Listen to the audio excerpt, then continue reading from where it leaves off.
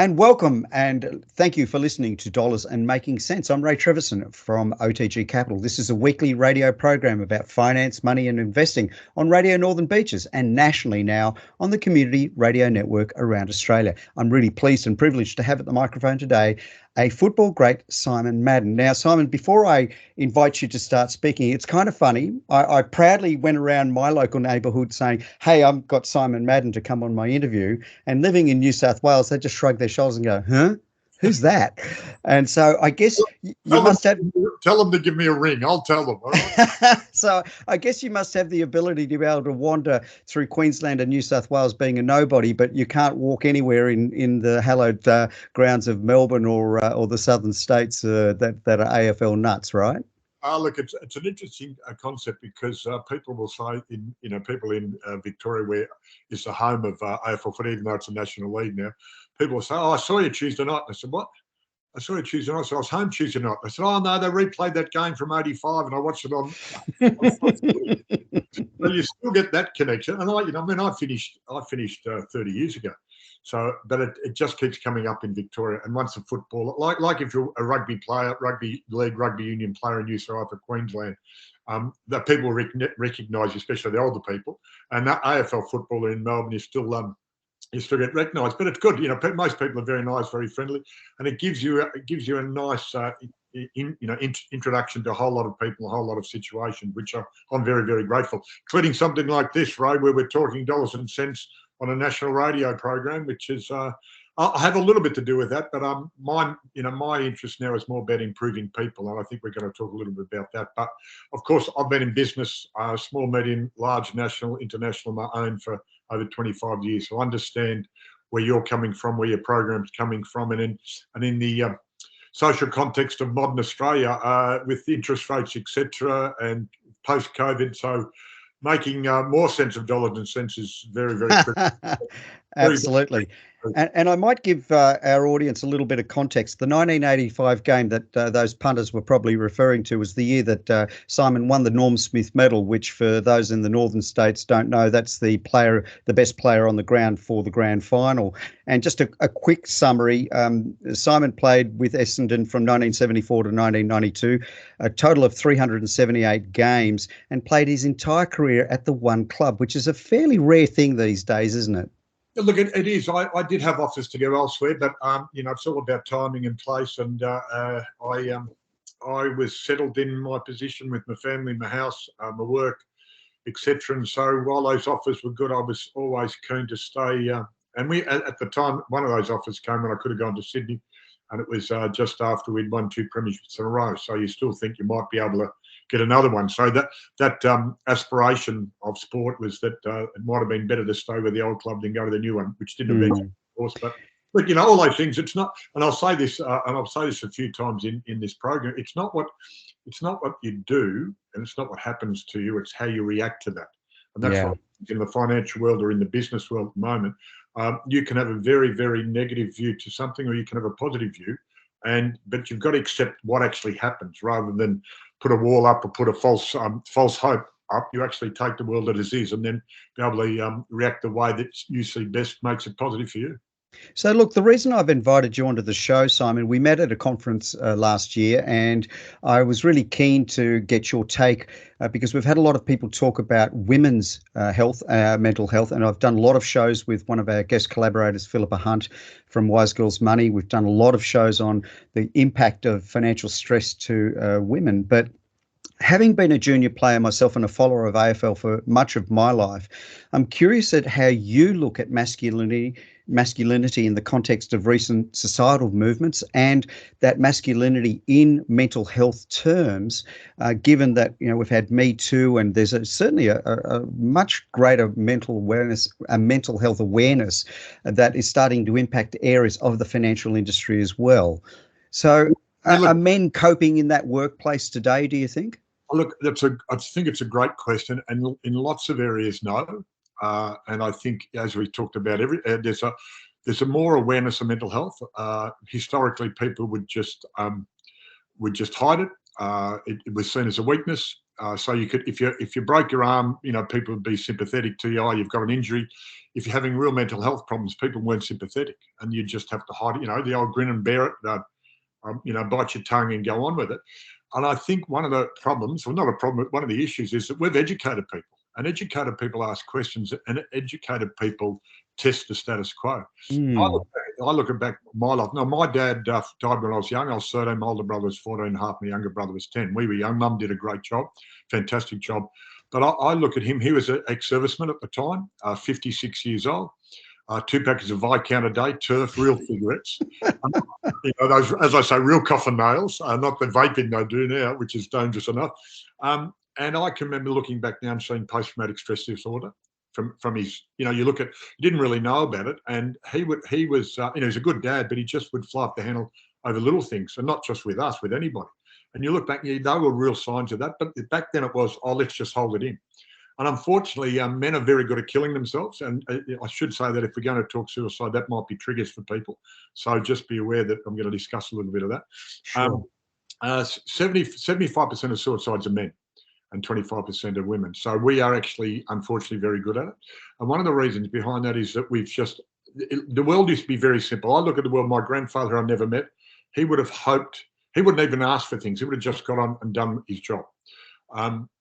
My dad probably hoped for, and this is what I'm talking about, hope for it. I'd probably ask for it. And young people now probably demand that the workplace is a safe and happy and a good place to work. But it historically hasn't necessarily been that. It's been a really hard place to work. So if you showed any sign of weakness, you were seen as weak. And one of the signs of weakness historically for people was mental health.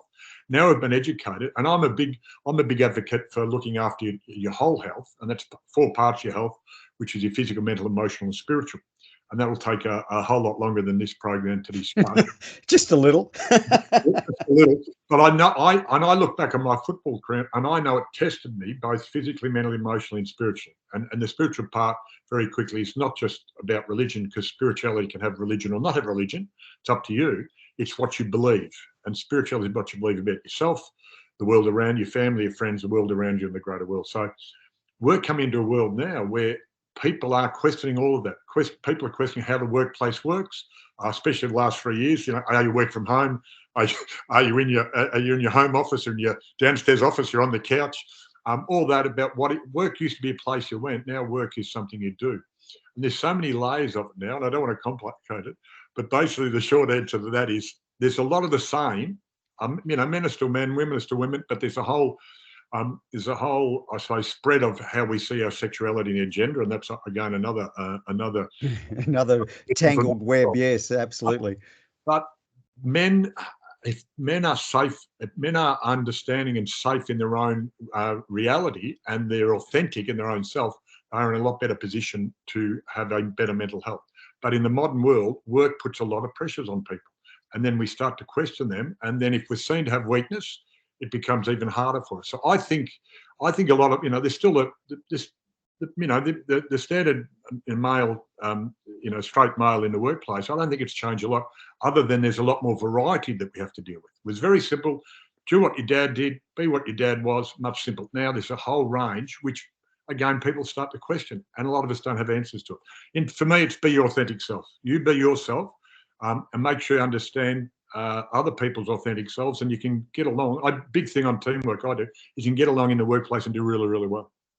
Yeah, they're fascinating aspects of, I think, looking at generational change, because you and I are roughly the same age. I'm a couple of years younger than you. You're born 57. I was born in 60. And so I guess from that perspective, my old man also was a World War II survivor. On the other side, though, I've got to say, he, which always generated some rather fascinating discussions when I was a commissioned officer. But I guess when you look at men from the World War II phases in Korea and Vietnam, and then you look at our phase, and now you look at the current phase that we're looking at, there have been some fundamental and I think monumental changes, I think, in that workplace environment, and not just a technological aspect, but I think we are facing, a whole variety of different tensions. Do you think in the whole, though, that men are coping better today? You talk a lot about education. Yeah, look, I would say I look at I look at I've got 4 adult children, so, and they've all got partners, 2 boys, 2 males, 2 females, 2 boys, 2 girls, and I see how they interact with people, and Mm-hmm. and I remember, like, if my father, and again we came through a Catholic upbringing, so my father said that gay people are sinful, right? And then and in my time I would have been brought up and said, oh look, gay people, it's not the right thing, And now, I'm 65 years said, mate, I haven't got time to worry about people's background. There's only X amount of years left. If they're genuine people, I'm happy to deal with them. I have some great friends who are gay, and I look at my kids now, and that's not even a question. You are what you are. You turn up straight, you turn up gay, you turn up LGBTQI plus, whatever in the workplace. Are you a genuine person? Are you a good worker? And they are the measurements. Now, some men are starting to get that, and I get it. I'm happy to work with anybody, but there are still people. Remember, generation of privileged white male, which I'm supposed to fit into. So they put me in the category. Likewise, They put me in the category already. But that was just do what your dad did and just do what he did. So if you're stuck in that rut, it is really, really hard to try and change. I've got a friend whose dad's in his 90s. I've stopped trying to change his view on life. He's so politically incorrect, it's unbelievable. It's very funny to the point. But I just think that, well, he's not going to change between 94 and 96. So why would I spend time trying to change him? What about someone who's coming through at 18 and 19, 20 and still has a lot to learn? I love to deal with those people and get them. So I think a lot of men are coping, but men aren't. But of course, it's got more complex, and they can't just do what their fathers did. I'm the boss, I'm white, I'm male, I'll tell you what to do. The world doesn't work that way. And if you're still trying to think that way, you think in the armed forces, it used to always be male. It used to, and then you couldn't have female officers, you couldn't have females in charge, but the world's changed.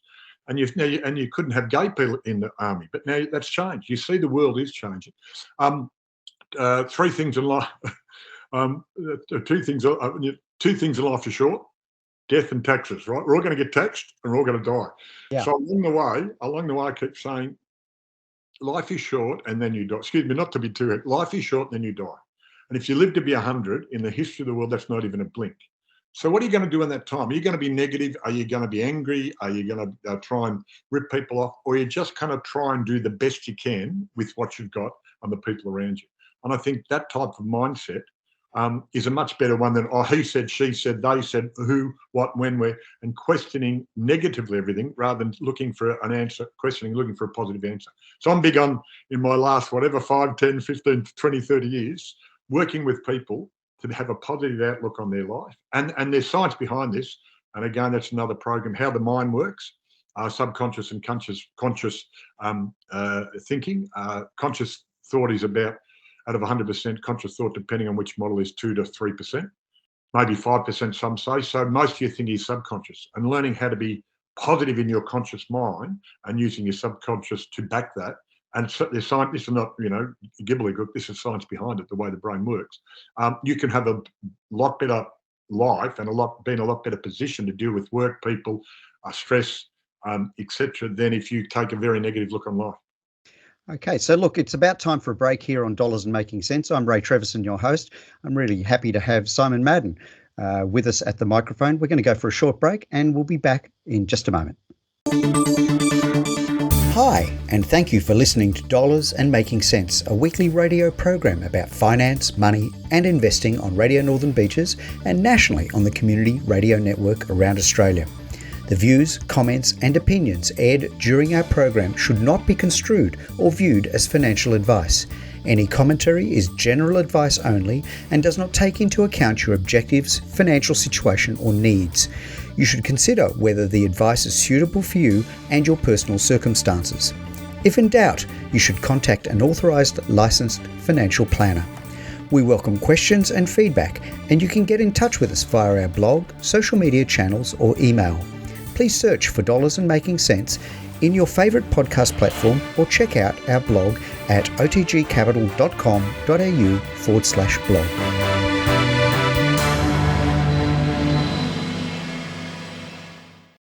And welcome back, ladies and gentlemen, to Dollars and Making Sense. I'm your host, Ray Treverson, and I have at the microphone with me today Simon Madden. Now, Simon, we've talked a lot about your football career, and I guess because you were such a leading figure, and I guess when I played footy, anybody that was over 6 foot you ended up looking up to anyway. But I'd like to change the focus of our discussion a little around male roles and leadership. Now, I'm an ex-Defence Force commissioned officer. Now, we were taught leadership from a manual, believe it or not. And I guess, do you believe that this quality can be taught? And if so, what form's that taking in today's world of the internet and influencers and social media, etc., and the kind of thing that we've been talking about, the positivity of being you in the workplace. Is leadership still there, do you think? Look, it's really interesting. A leader's born, a leader's made. I don't think necessarily anybody's born a leader. I think how they develop, what they do. Again, it's not what you do. It's what It's not what happens to you. It's how you react to it, and what you learn from what you've done. Mm-hmm. There was traditional male role model was the older you were and the whiter you were the boss, right? That's years ago, right? And now that's changed so much. Now that it's not necessarily years, but it is experience. I've seen some very good young leaders because they've had a lot of experience in the area. But I really think that you have to open up the door to say, well, it's not just the straight male who's going to be the boss. It's going to be the straight female. It might be the gay male. It might be the gay female. It might be, doesn't matter, anybody who, and I think in the modern world, the leadership's changed because, again, you had to be absolutely perfect. There was no vulnerability. And what do you find now in the workplaces is people, if you're the leader, you don't know all the answers. You have good people around you who actually support you, and you have good people in different areas. And two things: you delegate. In the modern world, leadership is very big on delegation. Mm-hmm. More important, that is really good feedback, really clear feedback, and you never shoot the messenger. Otherwise, you never get the real truth. You just get yes people. So I think leadership is developed. The concept of apprenticeships in business or studentships, or because yes, you can get some information out of the book, but it's about practical use of it and then practical experience of it. So you go and do. I do a lot. I'm doing at the moment some strategy work with organisations about their next planning for the next 12 months, 6 months, 12 months, and a lot of the stuff do is funny little activities. But I say, I know, just go with me. There's a little bit of madness in this. Go and Sure. do this. But why would I do that with a group of business people? Because I could say something and make a point, and you go, yeah, and you'd lose it. But you actually do an action or do an activity or do this, and then I go, have you thought about this? See why did I do this? And they go, aha, oh, okay, I get that. How do I relate that to work? So more and more that learning, yes, the developmental learning, and not just automatically going up the list. Sometimes people are just, put up the line till their, total ability to do anything can't be done anymore because they're way out of their depth. But I think that good programs of leadership development. I run leadership. I run leadership courses for people, and I find that for me, education is I don't have all the answers. I say I don't have any answers. I have very good questions, but education comes from taking what you already have and then putting in new information, new experiences, and adding them together. So it's not the old, I'm going to open up your head and pour the information in like that. I'm going to have an experience with you and discuss it and talk to you and like when you're in your if you've been in armed forces, your training isn't just always out of a mark. If you're going to learn how to use a rifle, you go and learn how to use a rifle. If you're going to carry a backpack, if you're going to do long walks, etc., you've got to use.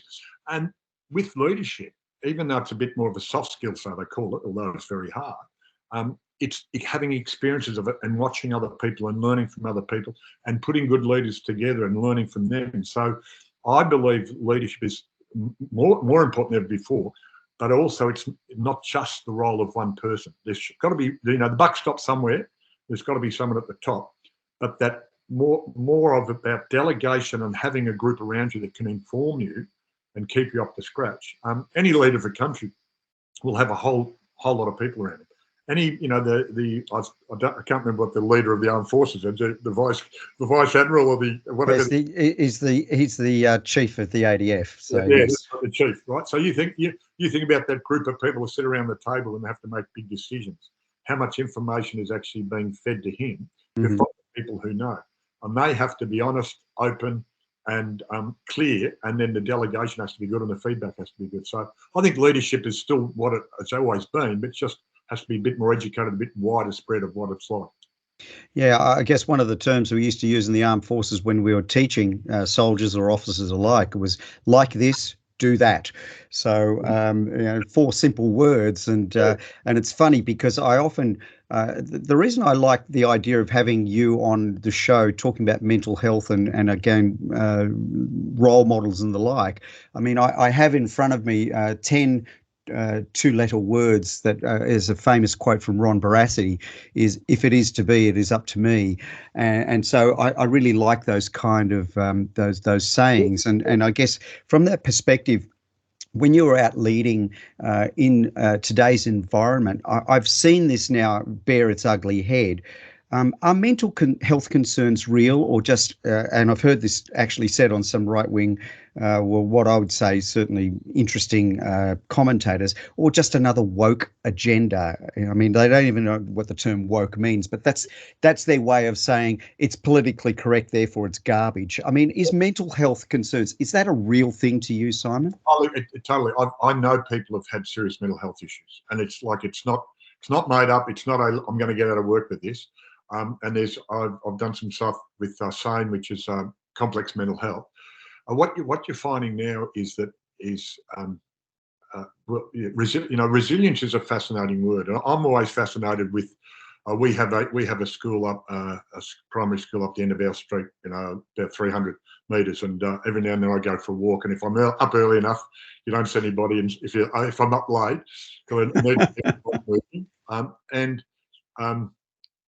how many kids get dropped off at school when they're within walking distance? And what's happening is mental health can be the end of not building resilience. And I speak to people about 5 steps to mental health resilience. Yes, mental health is a problem. Yes, our world is much more complex. So that's putting more stress on people. Yes, it's easy to point at someone and say, oh, no, you've made this up. Now, in any situation, there's going to be maybe a percentage who, I'm sure we're not 100% correct. So maybe there's a small percentage of people who pull the old, I've got mental health to get out of something or to stop. But realistically, most people with these issues, we're all under stress of some type. Stress is good. Stress isn't good or bad.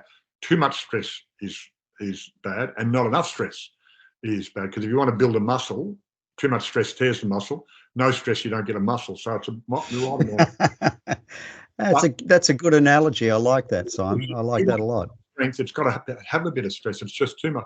So I have a question mark about, yes, we have mental health issues, but are we looking at the end rather than the start? Are we building resilience in our children? I'm always big on team sport. I played team sport and I loved it. And I was real about us, not about me. Although, I keep telling stories.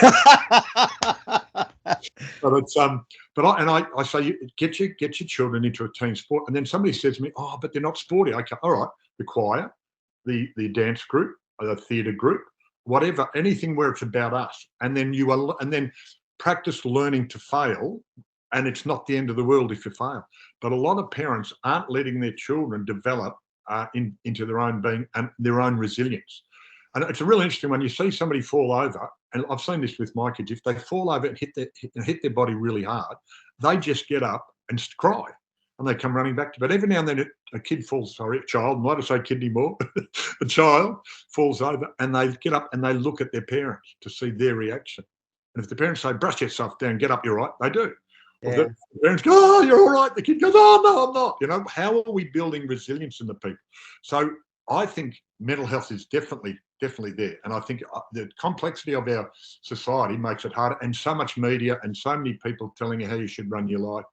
I think we've got to do much better building resilience in our people. And one of the part of the resilience is failing.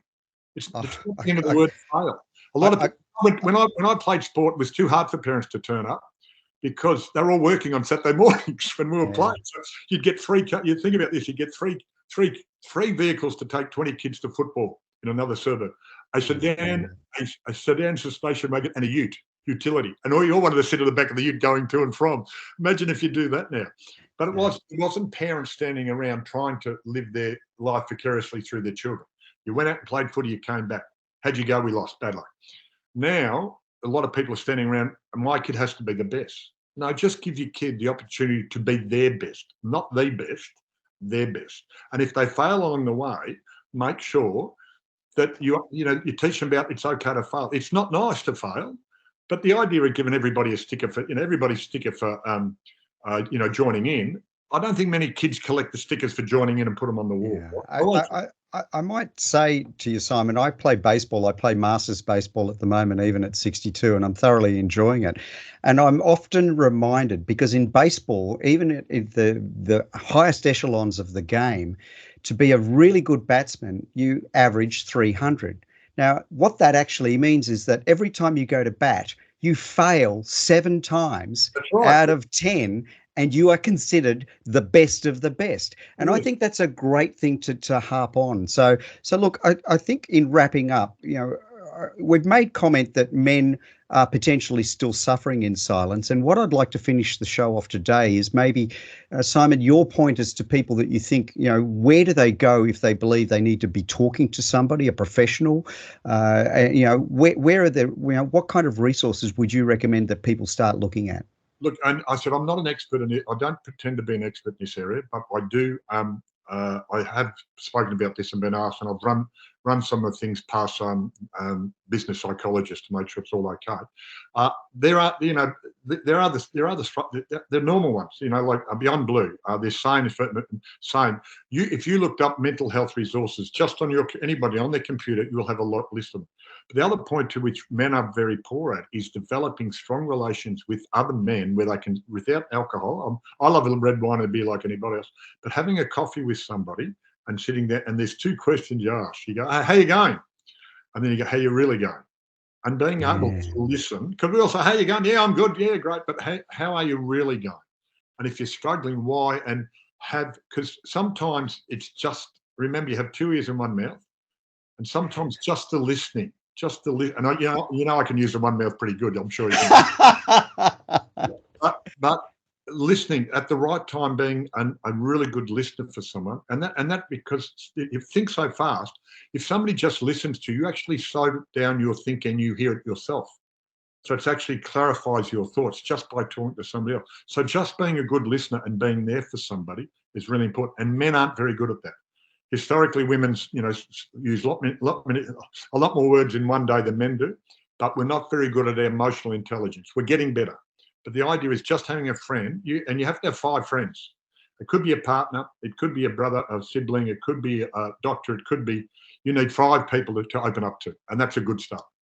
Simon, that's great tips. I mean, we'll talk again. I'm going to get you back on the show because, crikey, we could talk all day about this stuff. And I'm going to tell you about my men's swimming group that I feel very privileged to be part of. But look, it's been a great show today. Thank you so kindly for coming on Dollars and Making Sense. And until next time, I bid you farewell. And to the Community Radio Network around Australia, we were really pleased to have you on today. Thanks for having me. I look forward to talking again, Ron. All the best. Cheers.